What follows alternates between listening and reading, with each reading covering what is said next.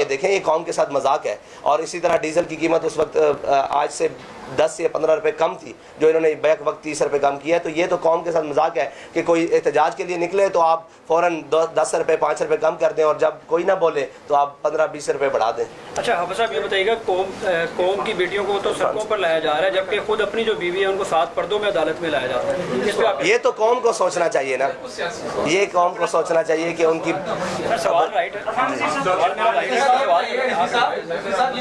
سر, اس پہ کیا کہتے ہیں آپ؟ پرانے جو دور تھا پی ٹی آئی کا, اس دور میں ہم نے دیکھا فرانس کے واقعے پہ بڑا دھرنا دیا گیا, اس کے بعد واقعہ ہوا, انڈیا میں واقعہ ہوا اور دیگر بھی واقعے ہوئے, سویڈن میں واقعہ ہوا. اس طرح دھرنے نہیں کیے گئے, اس میں صرف پریس ریلیز تک جو ہے نا آپ لوگوں نے وہ جاری کی. تو کیا وجوہات تھی کہ اس وقت اس طرح کی جو ہے وہ مذاکرات نہیں کی گئی؟ اس کی میں کئی دفعہ جواب دے چکا ہوں کہ فرانس کے خلاف ہمارا احتجاج اس لیے تھا, اور اس کے سفیر کی مفیر کی ملک بدری اس لیے تھا کہ وہ وہاں گستاخی ریاستی سطح پر ہوئی ہے, ریاستی سطح پر ہوئی ہے. اور یہ شاید آپ نے نہیں سنا کہ اس کے صدر نے اور ریاست نے اس کی حمایت کی تھی, اس لیے ان کے سفیر کو. انڈیا میں جو گستاخی ہوئی ہے وہ ذاتی طور پر ہوئی ہے, اس کے خلاف ہم نے احتجاج بھرپور ریکارڈ کیا ہے. اور کل بھی کوئی خدا نہ خواستہ ریاستی سطح پر اللہ نہ کرے کوئی اس کی حمایت کرتا ہے تو ہمارا مطالبہ پھر وہی ہوگا کہ اس کے سفیر کو ملک بدر کیا جائے. اس کے لیے جو بھی قربانی دینی پڑی انشاءاللہ دے گا.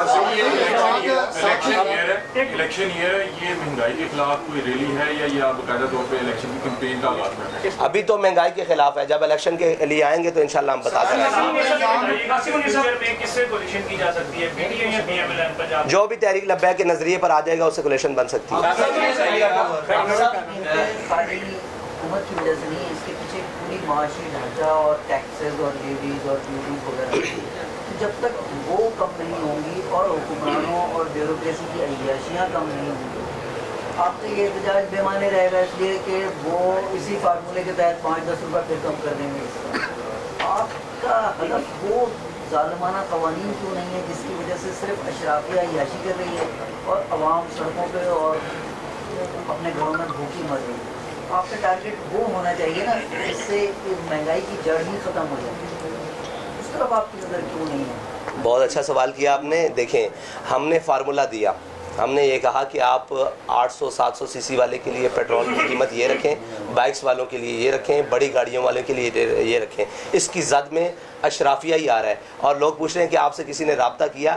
ہم سے حکومت نے تو رابطہ نہیں کیا, لیکن جو حکومت کے وہ پالے ہوئے لوگ ہیں جو اس کے کمیشن کھاتے ہیں, انہوں نے ہم سے رابطہ کیا. کیا آپ یہ کیا کرنے جا رہے ہیں؟ آپ بھی پر لیٹر کوئی ہم سے کمیشن لے لیں, ہم سے کوئی بات کر لیں, تو اس کا مطلب ہے ہمارا تیر بہدف ہوا, ہمارا تیر بہدف ہوا. ان کو تھوڑی پریشانی کا سامنا کرنا پڑا. وہ ہم سے کہہ رہے ہیں کہ آپ ہم سے وہ لے لیں, کیا نام ہے اس کا, کمیشن لیں پر لیٹر, اور آپ اپنے اکاؤنٹس بتائیں, ہم ان کے اندر پیسے بھیجنے کے لیے تیار ہیں. ہم نے کہا ہمیں نہیں چاہیے, ہم قوم کے ساتھ کھڑے ہیں اور قوم کے لیے پیٹرول سستا کرو. دوسرا بات ہے ہم نے ایک پورا وائٹ پیپر دیا ان کو کہ آپ جناب 3000 سی سی 5000 سی سی والی گاڑیوں کے لیے یہ پیٹرول کی قیمت رکھیں اور نیچے یہ رکھیں, تاکہ غریب کو آسانی ہو اور اشرافیہ کو اور بیوروکریسی کو اور اسٹیبلشمنٹ کو اور جو اس میں ملک میں مفت.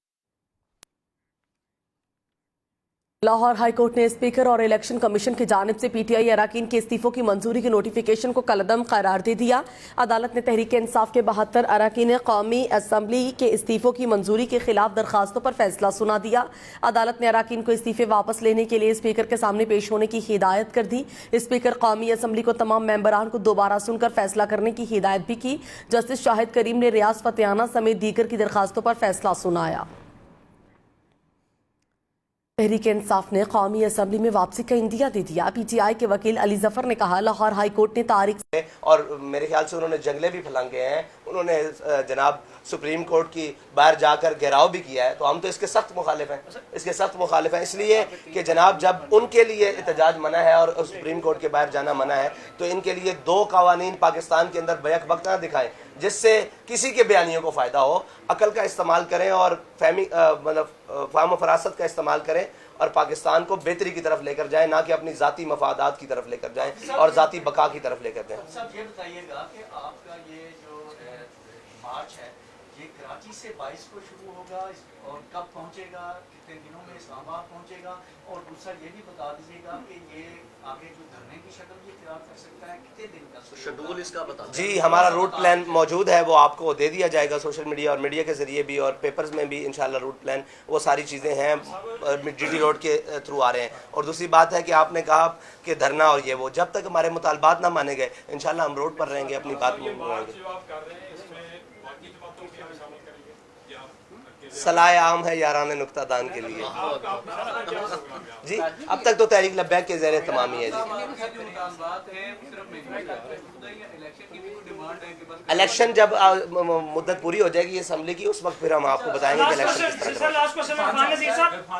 ये बताएं कि इस वक्त इमरान खान की इस्टेब्लिशमेंट से लड़ाई हो रही है और जाहिर है आप भी इस्टेब्लिशमेंट के खिलाफ हैं। इस बुरे वक्त में अगर इस्टेब्लिशमेंट आपको शाखे जैतून पेश करती है और इस मुश्किल से निकालने के लिए आपसे कोई तामुल चाहती है, तो क्या आप लॉन्ग मार्च के जरिए जो इमरान खान का ये एक है इंतशार, उसकी तवज्जो बटाने के लिए इस्टेब्लिशमेंट की मदद करेंगे? देखें जी, हम हरगिज़ उस किसी की मदद नहीं करेंगे जिसका आइनी हक पाकिस्तान में अपनी हुदूद से बाहर जाता है। हम हर वक्त हर लम्हा पाकिस्तान की मदद करेंगे। पाकिस्तान के लिए हमारे खून की भी ज़रूरत होगी तो हम देंगे, हमारी जान की ज़रूरत होगी, माल की ज़रूरत होगी, हम देंगे। एस्टेब्लिशमेंट को हम कहते हैं कि आपका वक्त और आपकी हुदूद ये है कि आप बार्डरों पर जाएं और अपना काम करें और बंद कमरों में फैसले नहीं करें। ये हमारा बुनियादी मौक़िफ़ है। और दूसरी बात रही कि इमरान खान को कहते हैं कि इस पाकिस्तान के ख़िलाफ़ उस हद तक ना जाओ कि कल को जिस पाकिस्तान के ख़िलाफ़ तुम इस तरफ जा रहे हो, इसकी बका भी जनाब ख़तरे में चली जाए। तो अपनी सियासत करनी है, अपनी चीज़ें करनी है, अपनी हुदूद में हुदूद को ना फैलाओ, अपने और पराये की तमीज़ को ख़त्म ना करो। अपनी लड़ाई को अगर लड़ना है तो अपने कंधों पर लड़ो, ना कि कौम के बच्चों को इस्तेमाल करके लड़ो। जब भी इलेक्शन कंटेस्ट करती है तो इनका वोट बैंक कभी भी इनके जो कैंडिडेट्स हैं उनको जितवाने में मददगार साबित नहीं होता। उसके कंपैरेटिव साबित होता है कि कोई ना कोई पार्टी हरा दी जाती है जो उसकी कहीं पर एडजस्टमेंट की जाती है। तो आपके साथ खास तौर पर ये मामला है कि आपके कैंडिडेट 10,000 या 11,000 या 12,000 का वोट बैंक लेके दूसरी पार्टी को डैमेज कर रहे हैं, और फौज कंसिडर करती है कि जी इनको इस तरह अकोमोडेट किया जाए कि लोग अकोमोडेट हो जाए। तो क्या आप कहीं ना कहीं पे अपने आप को एडजस्ट करने के लिए, सिस्टम में आने के लिए क्या आपके पास प्ले किया, आपके पास माइंड किया कि किस पार्टी के साथ मिलकर चलेंगे? हम सिस्टम में आने के लिए 100 साल भी मेहनत करनी पड़ी तो इंशाल्लाह करेंगे अपने बुनियादी नज़रिए के ऊपर। और आपने कहा कि अगर वोट, तो वोट को बढ़ाने के लिए इंशाल्लाह हमारा जब नज़रिया कौम के पास पहुंचेगा और इन्हें पता लगेगा कि ये कौम की मुखलिस की आदत है, तो मजहबी जमातों को वोट डलता है। लेकिन वो लोग जो आलमी इस्टेब्लिशमेंट के मोरे हैं और उनकी मुदाखलत है, वो ये नहीं चाहते कि इस कौम को मुखलिस लीडर मिले और इनकी बात समझने वाले और कौम के अंदर से लोग मिले। बहुत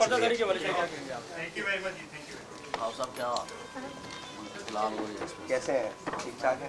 उसके ज़ाती सवाल सियासी करें फिर सर, आप सिस्टम में से कितना शेयर मांग रहे हैं? वैसे दरवेश हम इंशाल्लाह मुतनासिब नुमाइंदगी की तरफ भी आएंगे जब हम जो हमारा हक बनेगा, जितने हम